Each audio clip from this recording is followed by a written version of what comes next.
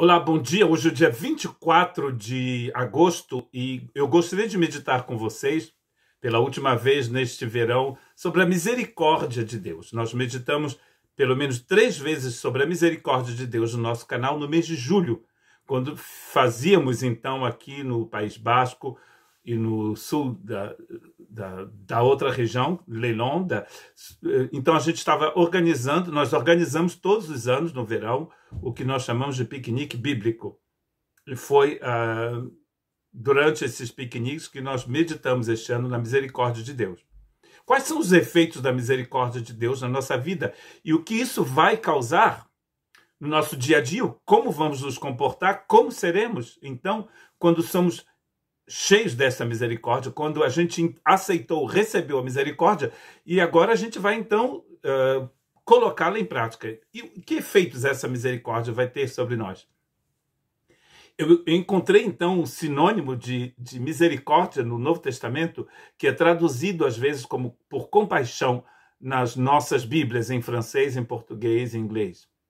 E o primeiro texto se encontra em Lucas, capítulo 6, o verso 36. Sede, pois, misericordiosos, como também vosso Pai é misericordioso.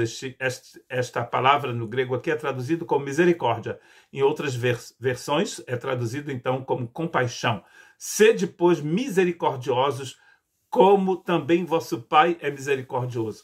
Então, Deus é cheio de misericórdia, agora a gente também pode ser cheio de misericórdia. Uma coisa importante para você saber é que Deus não vai pedir para você ser misericordioso sem te dar a possibilidade de ser. É como, por exemplo, amar. Deus não vai te pedir para amar com ágape se você não tem ágape. Nós sabemos que ágape, ou seja, o amor de Deus, o amor divino, vem ao nosso coração através do novo nascimento, através do Espírito Santo. Romanos capítulo 5 e verso 5. Então, quando a Bíblia diz amai-vos uns aos outros, quando Jesus diz amai-vos uns aos outros, Jesus não está pedindo para você amar o seu próximo com o amor que você recebeu dos seus pais, porque aquele amor de pai e de mãe não vai ser suficiente. O amor que você tem pelo seu marido, pela sua esposa, pelos seus filhos, também não é suficiente para que você possa amar o seu próximo. Cada vez que as Escrituras falam que nós devemos amar o nosso próximo, é com o amor de Deus que ele está falando. No grego você percebe, porque a palavra utilizada vai ser ágape. Não vai ser uma outra palavra, vai ser ágape. Então isso quer dizer que o que Deus está pedindo para você colocar em prática é aquilo que ele já te deu. É a mesma coisa aqui com a misericórdia, com a compaixão. Como Deus é cheio de compaixão, de misericórdia por você, e você já recebeu essa misericórdia na sua vida, então você também vai ser uma pessoa misericordiosa, como Deus é misericordioso. Bendito seja o Deus e Pai de nosso Senhor Jesus Cristo, o Pai de misericórdias e o Deus de toda consolação, que nos consola em todas as nossas tribulações, para que também possamos consolar os que estiverem em alguma tribulação com a consolação que nós mesmos fomos consolados de Deus. Texto muito conhecido, não é mesmo? De 2 Coríntios 1, 3 e 4. Esta carta de Paulo à igreja de Coríntios, essa segunda carta, algumas pessoas pensam que é a terceira, né? Porque havia uma outra carta entre a primeira e essa aqui. Essa carta aqui está exortando os irmãos dessa igreja complexa, não é? Que é uma igreja muito complexa. É uma igreja muito complexa, porque é uma igreja cheia de fogo, fala em língua, o povo é cheio de dom do Espírito Santo, mas também há muita miséria nesta igreja, né? Inclusive é uma igreja onde existe um caso de incesto, uma coisa assim terrível em todos os tempos, em todos os povos do mundo. Essa igreja, então, cheia do fogo e do poder de Deus, né? Não sei se era sempre o poder de Deus, mas cheio de pessoal muito animado, né? Era também cheio de confusão. Mesmo essa igreja cheia de confusão, é uma igreja, aquela igreja tem pessoas que receberam as misericórdias de Deus em seus corações e que agora vão poder compartilhar da mesma misericórdia que eles receberam. O texto está dizendo que da mesma forma que eles foram consolados por Deus, eles vão poder agora consolar os outros. E Jesus mesmo, no Sermão da Montanha, em Mateus 5, 7, ele diz: bem-aventurados os misericordiosos, porque eles alcançarão misericórdia. Muito importante isso aqui. Você é misericordioso, você recebe misericórdia. E isso você vai poder utilizar para todos os dons, todos os presentes que Deus te colocou na sua vida. Quanto mais você abençoa, mais você é abençoado. Não é aquela matemática da terrível, abominável teologia da prosperidade. Você dá e você recebe. O que é interessante aqui, você saber, é que quando você está doando, você já está recebendo. Porque no reino de Deus, dar é melhor do que receber. Então, a misericórdia que você compartilhou, você recebe, porque o fato mesmo de você ter entendido que é melhor você compartilhar do que você ficar pedindo o tempo todo para você, no reino de Deus é assim que funciona. Deus amou o mundo de tal maneira que deu o seu Filho unigênito. O amor de Deus vai impulsioná-lo a se entregar inteiramente por nós. Efésios capítulo 4, versos 31 e 32, toda amargura, toda ira, toda cólera, toda gritaria, né? Tem muita gritaria às vezes nas igrejas, muito blá blá blá e pouquíssima vida do Espírito Santo. Toda blasfêmia, toda malícia seja tirada de entre vós.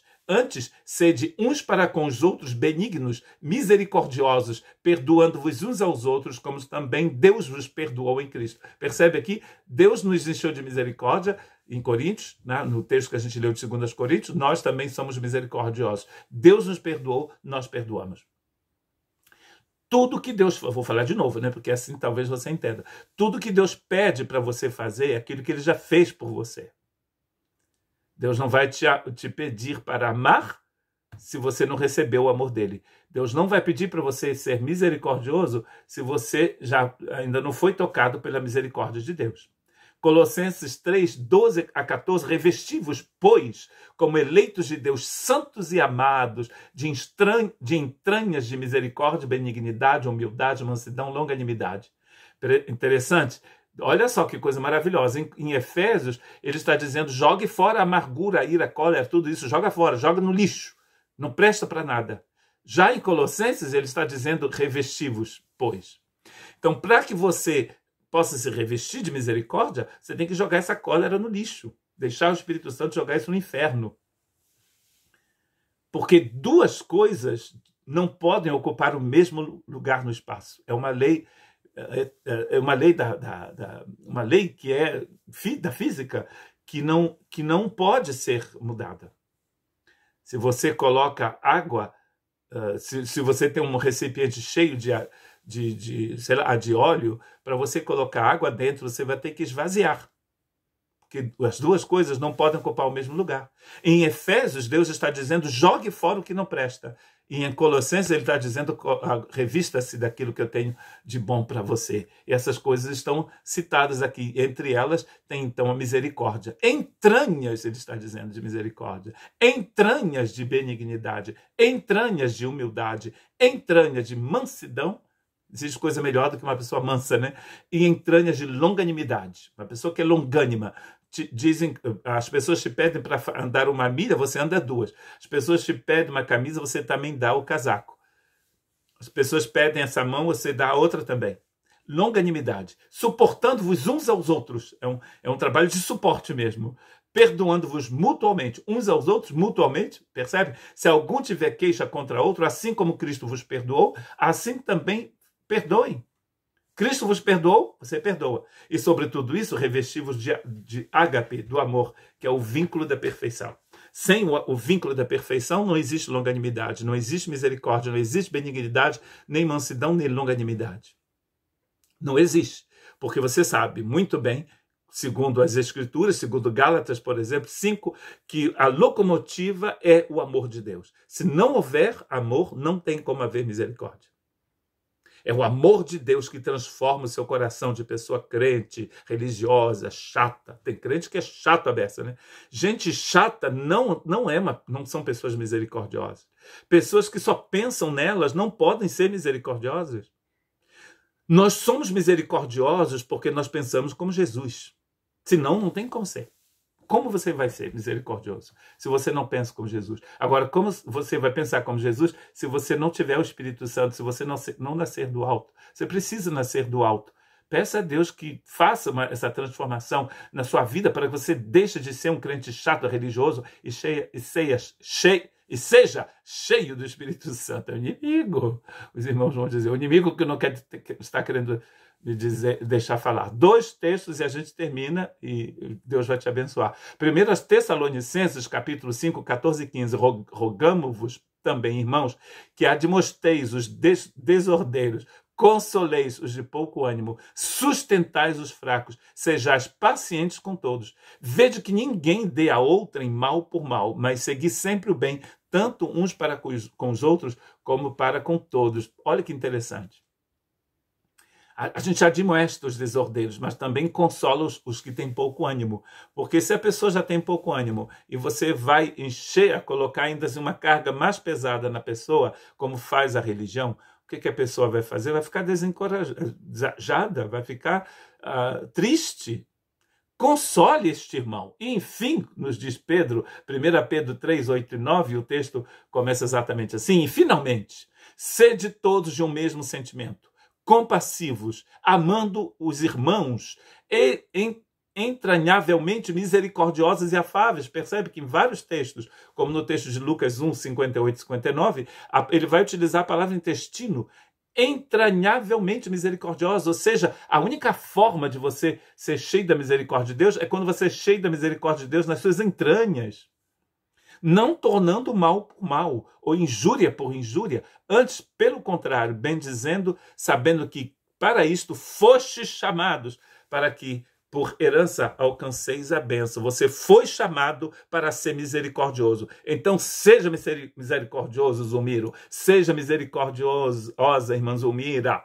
No nome de Jesus, que Deus os abençoe.